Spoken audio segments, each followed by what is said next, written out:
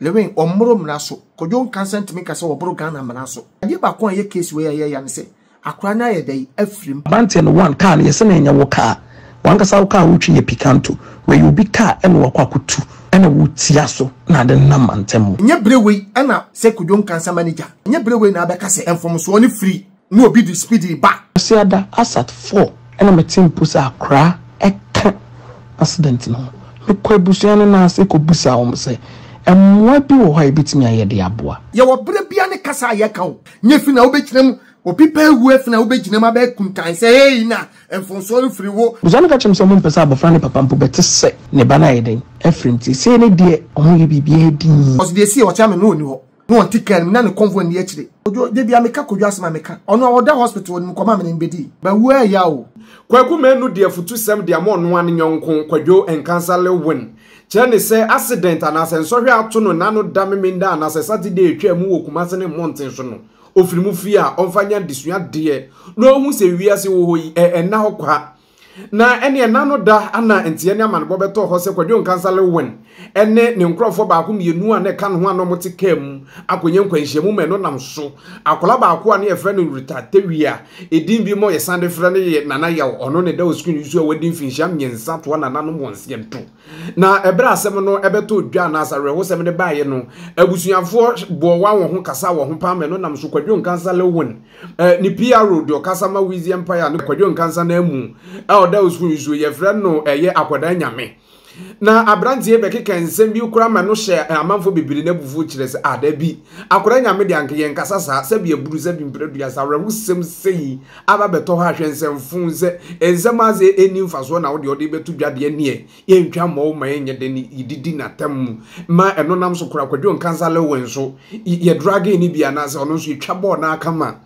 na eni ensam bebre na ne yaka ana bebre na nso na babetodwa na num biem na brantie ya ye frɛ na koda nyame okasa ma eye Wizi Empire yi ede letter ana se press statement beto ho kyerɛkyerɛ asɛm ne bo mu to fa kyerɛ mu se accident esi ye wo kumase ne monten so me yfa so bo ne yfa mbo kwadwo nkansale wo ne fi se ede no no nso twika no no so eka ho bi na abusu ensam na brantie no eka wo ye previous videos ni mu a wo behu de ekɔ ne de ba ye de ho ama ne bo no ede abrɛw na no ana Ghana fo bebre na kyerɛ madwen wo me no nam so kwaku manu Bob Ziga akasa wo ho kire mu sewe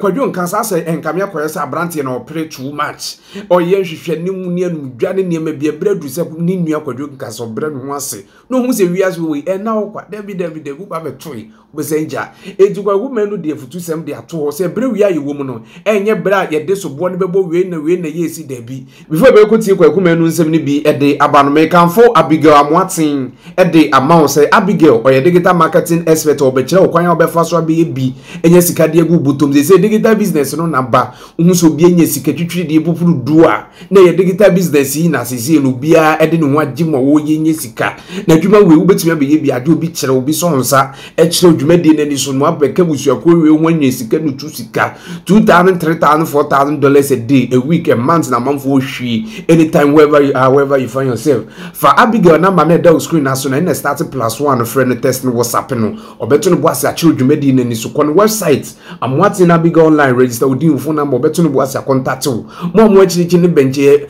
titiri kura ne kwasi broni kokoku my brother buru chiri adwuma we betumi abe your side job wherever you are baby a wo bi obetumi control no anso anya phone or strong internet device bi betumi connect na bibia tumi edimu ene Abigail monkomo na yanto adwumadi ne so na abusia yenya munsia ne nkotie kwaku manu nsem ne bi emra yefsira wo mo yes bia no mo fa nkyeye ana de esi omani kodwo nkansantem no nyese omo fa nche se yawo na edi kan si ni ba no kura na wadi kan wu no kura ye chopa si edi kan de ma wo kofi de make what masi semfum so free hwan nye fi na obekinem opipa ewu efi na obekinem abe kuntan se hey na enfonso no free wo na adebade na na wo di speed ba na se kom de be kan se nipa so masi eyi fa ho ebia na kodwo di mfimfin memi ye bi debu ona wo ko ba bi kofi na no ye kwa ye ba ya na traffic achi anchi eyi fa ho de pepepepe kakra bai comes no bi hu se ye wa o kwaku no ama kwan na wo ye wo trotro dovers bebro mu yi fa ho traffic asi kofi na mo na mo kwan nchen Ghana ha esi nti sign na ayede aba sign aba me pesa asem me kom bebre e sign na ayede aba ana me se sisu biem me se o chia me audio na ba yen Kofi so o sheda so ye radio interviewer ka me ba ye ka me brush ka me sebi ka obi na ka me smash ka me kama adwena kire ne pa Kofi utim ko ma minuti no me kama adwena kire ne pa but me say ye wo audio subu o ma ye kasa wo back door Kofi ay nkomo bu o ma pia bonten kura ba wani begu ase we obi a open asem wo gene o ana wa ye sa wo du ya den amano but nsem bi wo ma na wo mu a Kofi so o chia me sheda begina property se wo kasa ama kojo semfom so ni free kojo ana ho ahwan kojo Kofi ka bia nka satam se ka fire no kama fire but audio wakoya ma obi wo kokoam ano kura no message aso ka se wo chia me ankasa yi enye brewe ne kasa ansem we wan kasa yi wo chia me ankasa yi enye kasa power bra obi ewu Ejiran kanim ye nyina kanim tutun krani wan kasa yi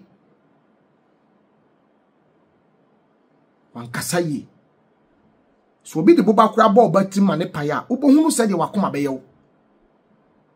ahia wo de obema ni pakon kwa ya chi ne de na kotum because we do bad them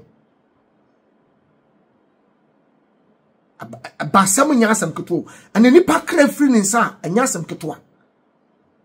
se ni pewu a wo ya hwe nyeye mesi akura ya wo na ba mo na di 3 years satam kwa na kwa no ho ya ni ka utimi suma ne ma ne yeye kwa fa de we bra me ye sei anyasam keto adu de bia wuti ablu u ablu ti kwa ne kasa obati ya wo yakura Kofi ase yira bedru Ghana sadu akoma betwon bataye nya izewu bataye owu a wabodam owu a wadwene nya adwuma biem na bakura ni ani egu waduane mkura no yasetigu ti bini ni gu na mama nhwe ngunya sa akran bewu na wadi aduane ne obabini akra bia so bini nya mutu enya de mu odin de epeche na be frankwan wati asiye wakoto adura ma akura abra wosa wutumi de aduro ni ma akura no Kofi aduro ni bodi o nso be fini nyina sa aba enso sa aba ne foforo bataye se wo sika se woni sika wo ba yade wo po eso de ko hospital eti se wo pipa me pese wo hu pense wo bayem baye before wo ba benya 3 years enye easy emu yade emu ofie ne ho ayehye akwabu okura suit mi kano na ma mi trini mi ka ho mache anadwo Kofi ade ne wurase hospital now wo be connect ni akura keto bi said wo na wo be kasa akura na etan na akura 3 years be free won sa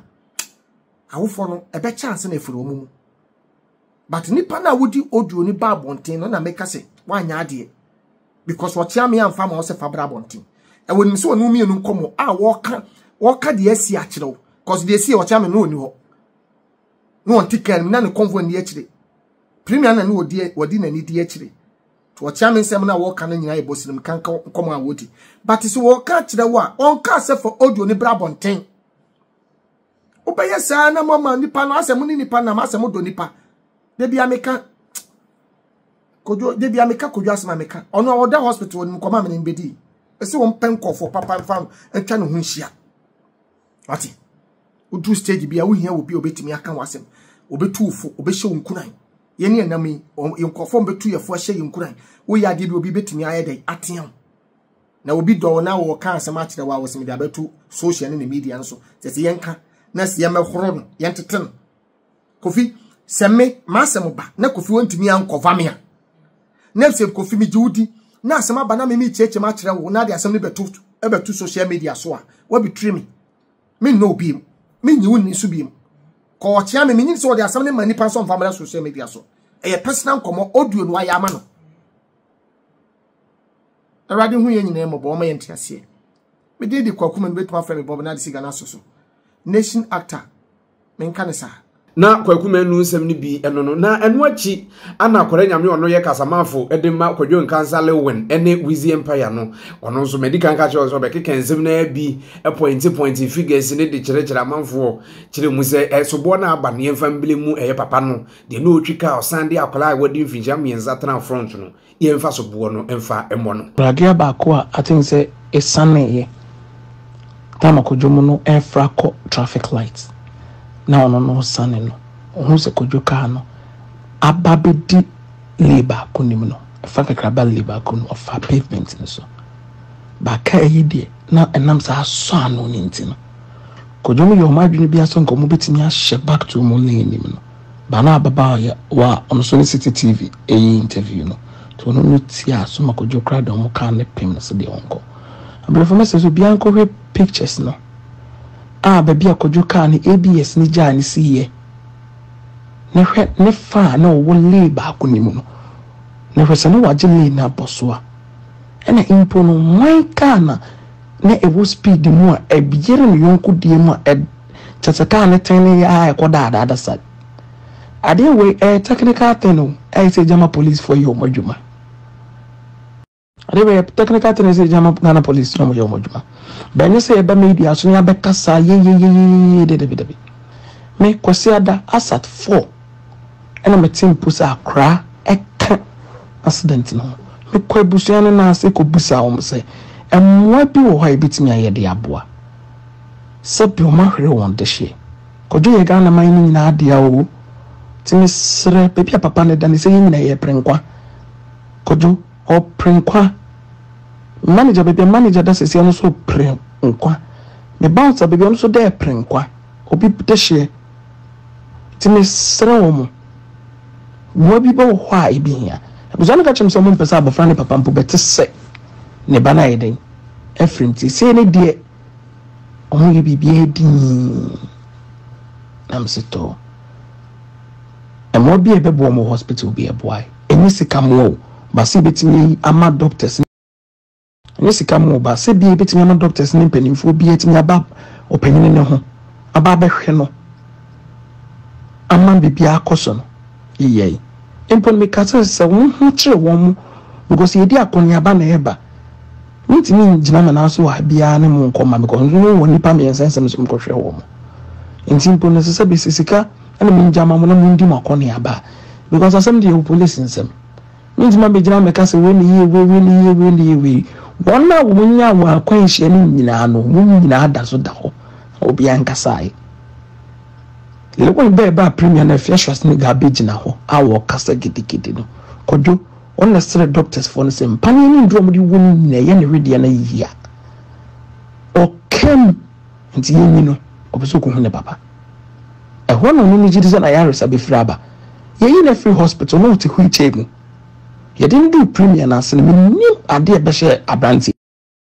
abusuan nsam no nyina na yakuru kire de abrew no yebekwaso de ne adi kwadwo kansale woni nsam na achi de yebepembe aba na yebemahwefo atiefo nso Philip gbenze mesro so ba no subscribe no ahye na abusuan atumi akwaso ayekese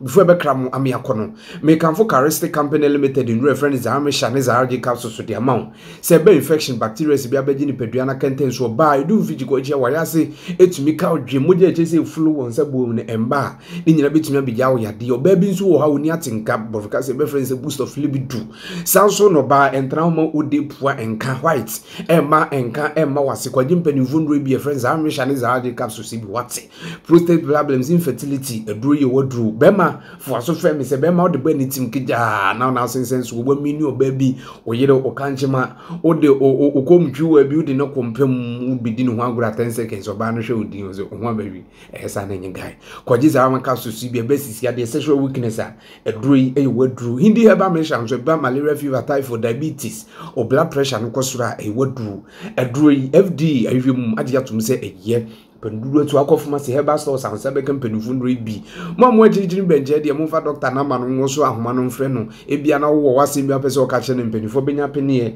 e no abonkoma twetwe nkomo na bibia tumi edimu ye frame Dan Kwesi Prince nyame e yadoma dase na ibedi ahie mu akra